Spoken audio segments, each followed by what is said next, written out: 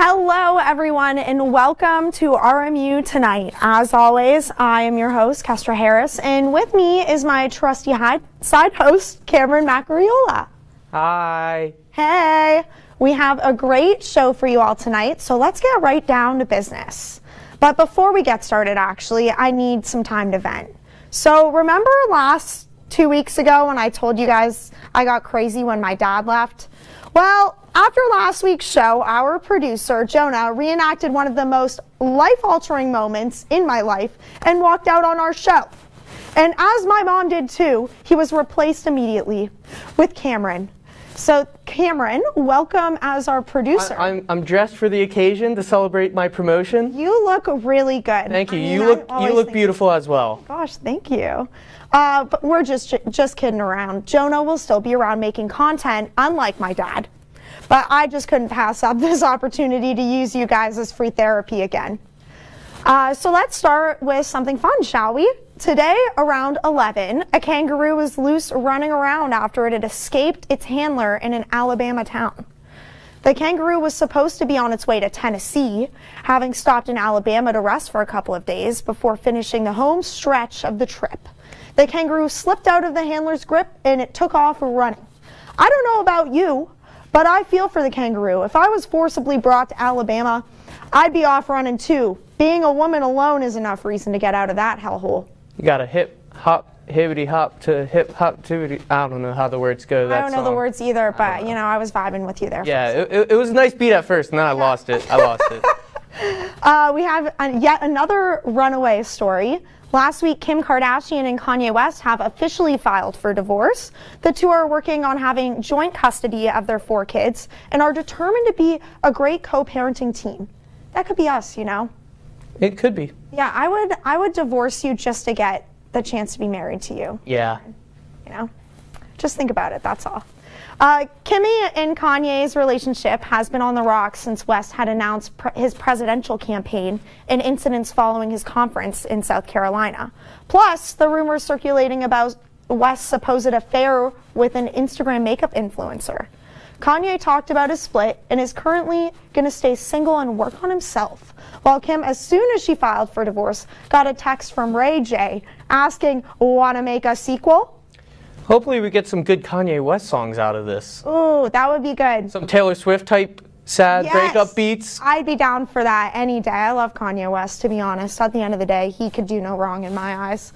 You know, I say that now, but this could be dated and it could get pretty bad, so I'll take that back.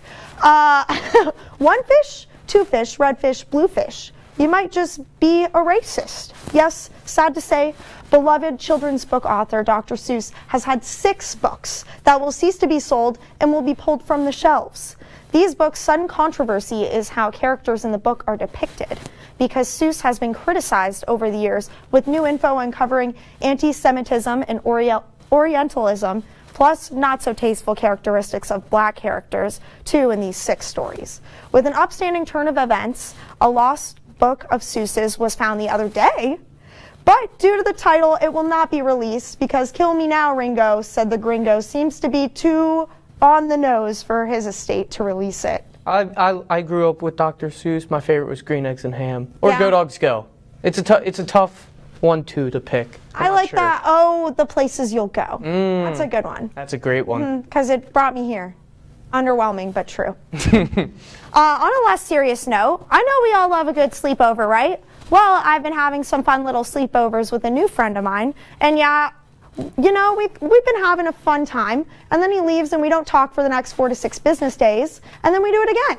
I think it's a great way to live life. However, I've been left with a little Easter egg, it seems, a little bit early. But I go to open my cupboard the other day, and there's another toothbrush that is not mine inside of it.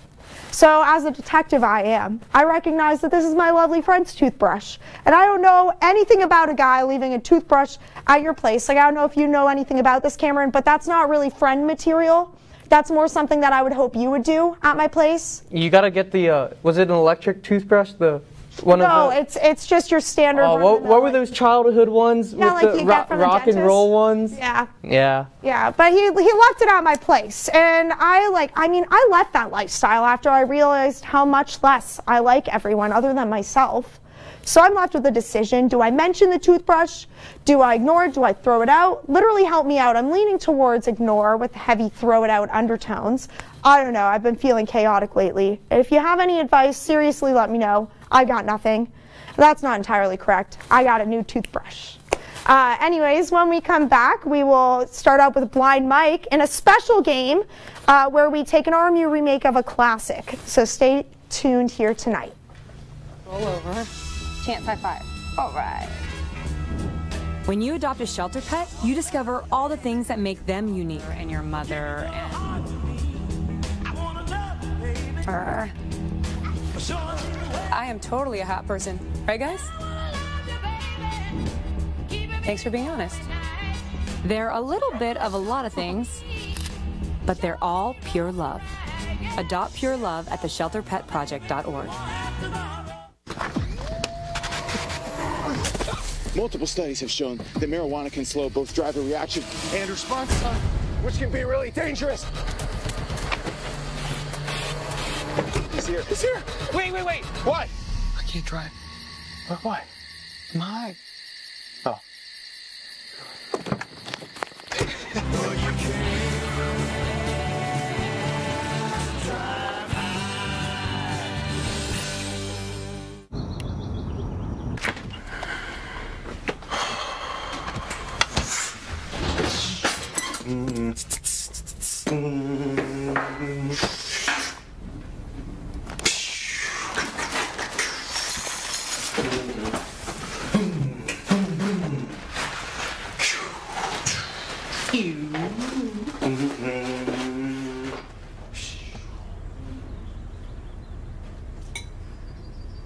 STEM is precise, no margin for error. Dare to forget that. Dare to have fun with it. Get weird with it. Dare to send those old STEM theories flying past the neighbor's house into outer space. Dare to program something internet-breaking, record-breaking. Dare to blow their minds. Dare to learn the difference between sedimentary and metamorphic rock. Go find those rocks. Dare to keep daring. Dare to STEM. Check out She Can STEM to get started. And welcome back. We are back with a special segment. Mike, do you want to help me out? What are we doing today? Yeah, so today, this idea came to us from our amazing new producer, Cameron. Oh. We're going to be ranking blind people. Now, for some reason, I'm not sure why he gave this to me, but we're going to find out. So, I have my top 8 blind people. Okay. First off, we're going to start with a fictional character there, if you want to hang that up. Oh, here, I'm going to move this divider a bit. Yeah, there we go. So, number 8? Number 8 is Cyclops. Now, the reason I included this and the reason it's at the bottom of my list is for 20 years now of me wearing red glasses, everyone always says, "You look like Cyclops." Ah. So, you know. Now, this next person, big in the influential part of music. Okay. There you go. Got it. Stevie Wonder. Now, let me ask you, Kestra, have you ever seen his house? Pardon? Have you ever seen Stevie Wonder's house? I have not. Well, don't feel left out, because neither is he.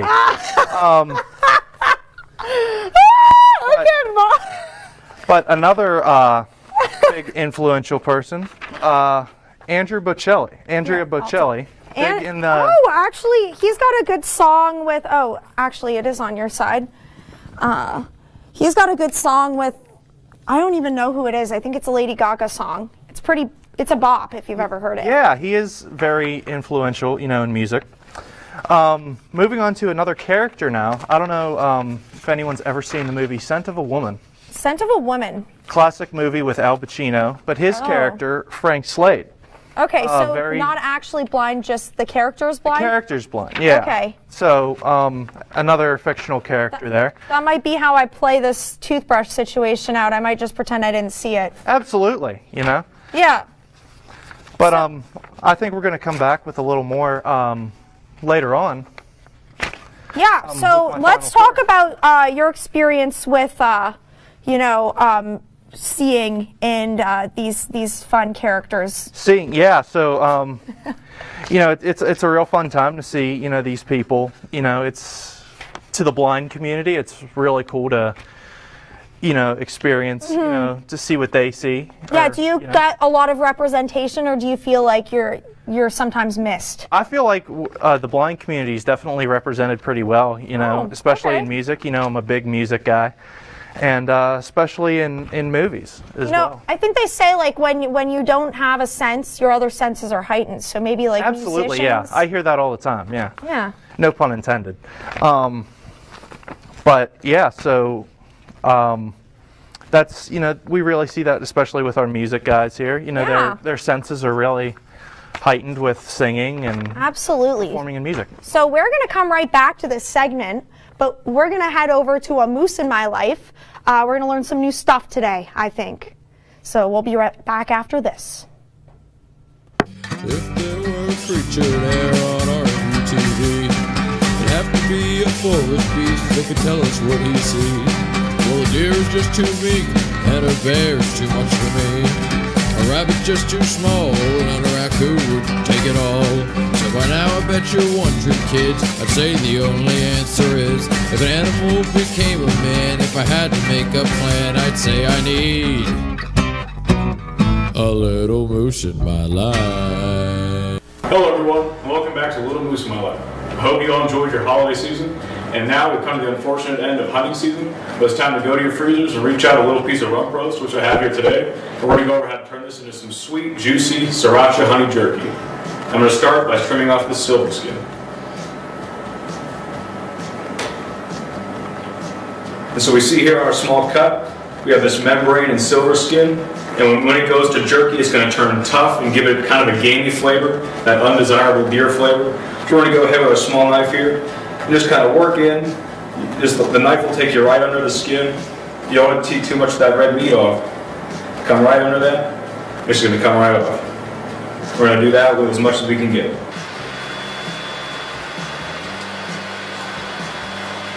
And this was a rather lean deer, so we didn't have a lot of trimming to do, so we're going to go ahead, get into our cutting. And one preliminary thing you should always do to cut a meat like this for jerky, just throw it in the freezer for about an hour, hour and a half, really kind of stiffen it up. It'll make cutting thin slices much easier. We'll come right through when I cut against the grain with jerky, and slices about no more than a ½ inch thick, or when you go to dehydrate, they're still going to be a little raw in the middle. So just going to cut in and give yourself a flat edge first. And then just start making small, consistent, thin slices. You want to take your time with this. You want to taper the ends off because they'll be crunchy and burned compared to the rest. You want a nice, consistent, thin cut right against the grain.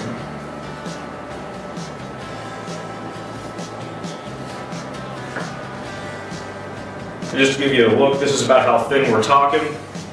We're not talking very thick. It's a thin piece of meat. About half the width of a No. 2 pencil is where you want to aim for.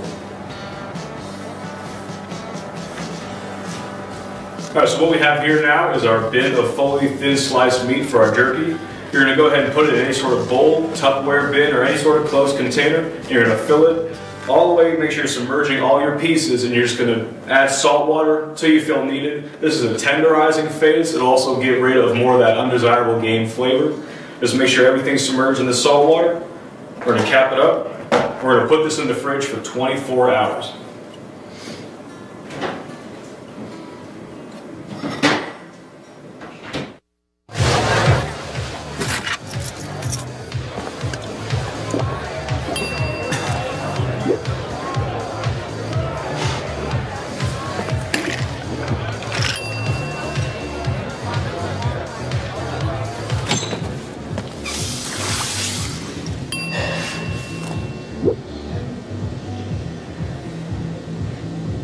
If you need to do something to feel okay to drive, you're not okay to drive. Don't drive buzzed. Maybe you can make retirement happen. After all, you made her college years happen. Opening that education savings account when she was little. Spearheading a campus tour. And another, and another, and another, and another. Bam! Deciphering financial aid. She was like, what? And now she's like, you aced planning for college. Now get the tips you need to get on track at aceyourretirement.org. Jason, let's go see your room.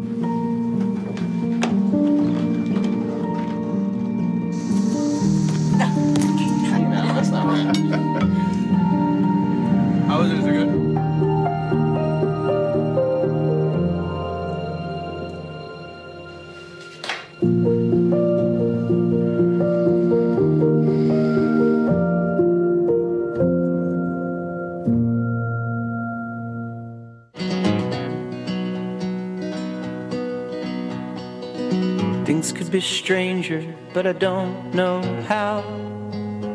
I'm going through changes now. Could spend a lifetime trying to figure it out. I'm going through changes, through all of the strangeness. I'm going through changes now. And welcome back. We are going to continue on our journey to find out who the top blind people are according to Blind Mike. Yes, absolutely. So we have left off at number 5. Who's number 5 again? Number 5 was our character from Scent of a Woman, Al Pacino's character, Frank Slade. Absolutely. So now let's move on to number 4. Who you got? Yeah, so these last 4 I really thought influenced, had special influence to me. So that's why I picked these for my top 4. So first up, we have Ray Charles. Okay, Ray Charles. And I remember as a kid the movie Ray with Jamie Foxx, which was about Ray Charles. And first off, he had some amazing music, Ray Charles, first of all. But something, as a little kid who really didn't know, I mean, I understood that I was visually impaired, but really didn't, understand the effect of it. And the movie Ray kind of showed me, hey, there actually are other blind people in the world, and other people have, been able to overcome that through, music or any other way. So that's why I really connected with him as a musician. I was once told that I probably could never be a musician because of my eyesight. What? But I've been playing guitar since 4th grade. Oh, so you're on track to be a musician, is what I'm hearing. Trying. You're going to be the next Ray Charles. Never know. I do know. That's my personal opinion. So my next guy he's a huge influence on the blind community, Louis Braille. I think I got to go this way. Now, rotate around here. When I was first learning Braille, back in 4th and 5th grade, I learned about Louis Braille, and without Louis Braille, this first started as like a Morse code type of thing, is what Braille started out as. But Louis Braille was able to help with that and evolve it into what it is today. And without him, how could, it would be really tough for visually impaired and blind people to read. Do you read Braille? I used to. Oh, okay. I mean, I still can a little bit. I know the basics of it. But once I found out that, my vision was never going to get any worse, they saw no reason to teach it to me anymore. So, but I can still, if I'm helping another visually impaired person, I could read it to them or whatnot. You should write me a letter in Braille, like a love letter. Oh, absolutely. But I don't want to take, Cam away from you, you know what I'm saying? Yeah, actually, now that I think about it, I think Cam would get jealous. I could teach Cam. Yes. Yeah, that would be so romantic. Absolutely. With the little dots, make it into a heart or something, Yeah, Cam, if you're watching this, and I know that you are, if I don't get a Braille love letter in the next week, I'm coming after you. That's personal. That's between him and me. What do we have for number 2? I hope Helen Keller is somewhere in here. Is she in here? She is not. Whoa!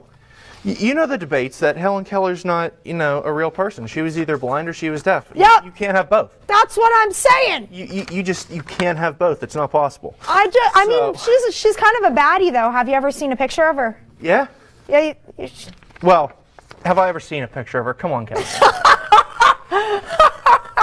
But our next guy's another character, Daredevil. Now I remember when this first came out. So this is not a real person. I'd like to say that Helen Keller is a real person and is not on this list, but Daredevil is. Yeah, but that's a good thing. Yeah. Is the actor blind? No, the actor is not blind, but this was another one of those instances where. I was older at this point when the TV show first came out. Right. I was like, oh, that's really cool that, and it was cool to see like another blind person, on, and I've also been asked, are you like Daredevil? Are your other senses heightened? Oh. So that really, like I said, with Cyclops, with people with the red glasses and whatnot. But our last person, number 1 person, I'm a really big country music fan. Oh, I did not know that about you. So, we're not Helen Keller fans here, but we are country music fans. Absolutely. But my last person is one of the classics, Mr. Ronnie Milsap. Ronnie Millsap, you're going to have to explain some more about this guy. I have no idea who this is. I didn't really know a lot about him until my dad introduced me to him. And, you know, we were listening to some old country music, and he said, you know, Ronnie Millsap's also blind. Oh. And I really didn't know that, you know, and it was really cool to see someone, you know, we've had Ray Charles and Stevie Wonder that have been in music, but to have someone in country music, and country music being my favorite genre of music, it was really cool to see someone that was in country music that was visually impaired. So I know a lot of people don't like country music, you know. I think it's interesting that you, as a person who gets to listen more than they see, thinks that country is better than the rest of the genres. Absolutely. Just interesting perspective. And that's why I love music so much, is because, you know, the ears are heightened. Right. Okay. So, well, I can respect an ear heightened, aware person's take on music. Absolutely. So we will be seeing you after this. We're gonna go back to Moose in My Life and some more commercials, and then we'll be right back. We'll see you soon. All right, so it's been 24 hours, more than overnight. They've been tenderizing our saltwater solution. It's time to make our sweet heat marinade, which I've pre-made here, but we'll go over the recipe. So you're going to start with 3 cups of warm water. It is very important that it's warm water because we're adding brown sugar and honey to this marinade. And you want to make sure you're using a brown sugar and the honey together. That's the secret to a nice, chewy, tender jerky. This sugar is going to moisturize the meat. It's going to force the water to stay in there during the dehydration process. So you have your 3 cups of warm water, not hot. You don't want to cook it, just warm water. You're going to do 1 tablespoon of salt, half a tablespoon of garlic powder, half a tablespoon of chili powder. You want to do 3 to 4 tablespoons of raw clover honey, and a half a cup of sriracha sauce, and to top it off, 2 tablespoons of brown sugar. Okay, so to get maximum flavor, I prefer to leave that meat in the marinade overnight in the refrigerator. And now that that's set, we have another batch here ready to go. First thing you're going to do is strain the meat from the marinade, get all of it marinated out. You're going to set out just a drying station paper towel and just set all the pieces on here. You're going to pat off all the excess marinade.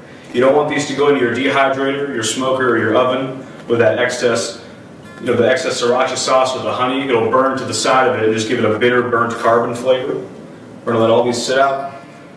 And you don't have to, you know, you don't have to sit here and scrub it. Just pat it. Pat the top of it. That's all you got to do.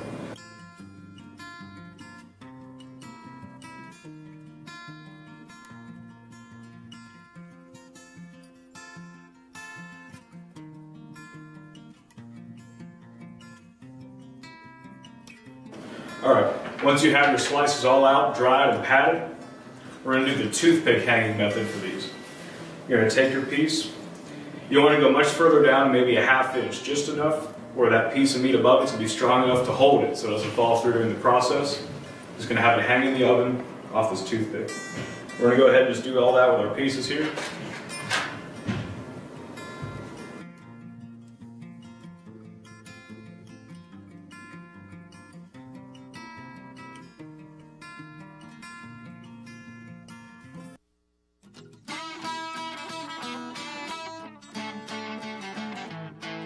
Alright, we have all our pieces here skewered and ready to hang in the oven. What you're going to want to do is take that top rack, get it all the way up to the top, and with your bottom rack all the way down the bottom. You're going to cover your bottom rack with aluminum foil because these are going to drip a lot in that oven with all that dehydrating. And if you have more of a modern oven, try to dial it in around 160, 165. Today we're going to use just a dialing oven, so we're just going to use it, you know, about as low as we can get it. You don't want to go any lower than about 150, no higher than 170, 180, especially if you're using a grill today. Alright, we have our meat ready to go here. We're going to hang in the oven. Just going to get your rack up as tall as possible. And just for when you do this, you're going to want to make sure that the thicker pieces are all the way towards the back. But for demonstration's sake, we'll just do it up here. You're going to hang it, and you want to make sure that the pieces aren't touching each other. No toothpicks touch each other. The hanging slices don't make any contact. You want even dehydration the whole way through. If you're doing a bigger batch, it will take up your entire oven. You're going to go through each one. I like to stagger them like a checkerboard. Just get even spacing the whole way through in this oven. We'll close this up and wait about 4 hours and see where we go. And then once in the oven, after about 4 or 5 hours, you'll be able to take it out. You'll know they're done when they bend, but don't break. But if you do like a stiffer, tougher jerky, you can just leave it in as long as you want. But you'll know they'll be done when you can snap it and it's completely dark in coloration the whole way through. You'll know it's undercooked if you snap open a thick piece and it's a little pink still, kind of like cooking a steak. You're going to cook it all the way through, and like we said, just bend till it breaks, and you'll see the muscle fibers turn a little white, like just bending beef jerky. And with that, I'd like to thank you guys for joining me, and I wish you all success next hunting season, and I hope you enjoy this recipe. Thank you.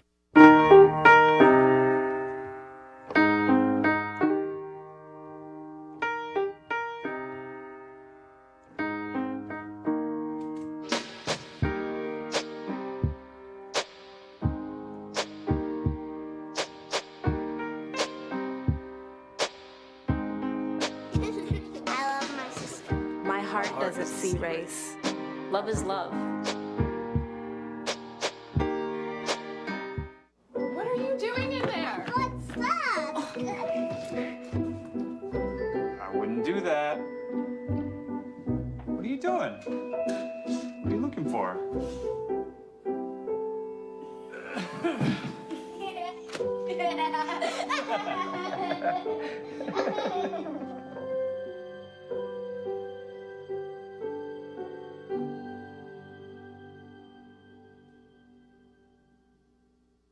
How prepared is your family if a hurricane shows up at your doorstep, or a flood, or a blizzard? You can't just turn away a natural disaster. That's why it's important to go to ready.gov/plan now. It has the tools and tips you need to make an emergency plan with your family. So if disaster comes knocking, let's go. You'll be ready to help keep your family safe. It's just a pizza. Yes. Make a plan today.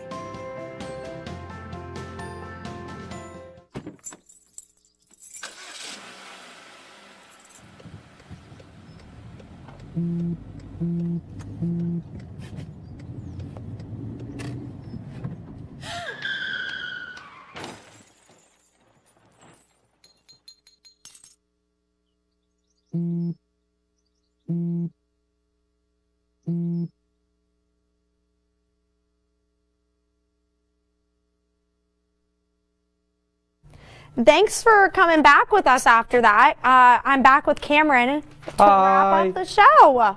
I'm back. I miss seeing your face, to be honest. I missed you. I heard you talking about the write you a love letter in Braille, or you write me. I don't know. No. You're definitely gonna write me one. And then we could go out and get some deer jerky. Ugh, that deer jerky looked good. Sounds like a date. That's maybe. When are you free? Should we plan this on air? No. No. Oh man. So I really wanted a date. So I have personally some complaints about that blind ranking behind you. Right here?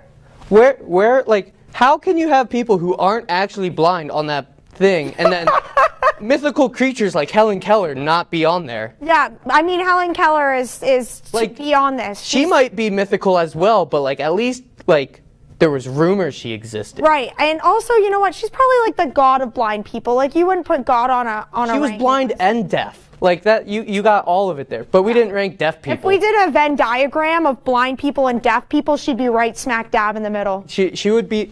She's just like. Do we have statues of her? I feel like there should be statues. I'm sure that there is somewhere, which would be lies, but that's beyond my knowledge. Yeah. Well, I had a great time. It was fun. It was great. My first show producing. It was a great time. Yeah. I loved it. We got the after party after. Oh my gosh, I'm very excited. We'll see you next week or 2 weeks back on RMU Tonight. We'll see you guys soon.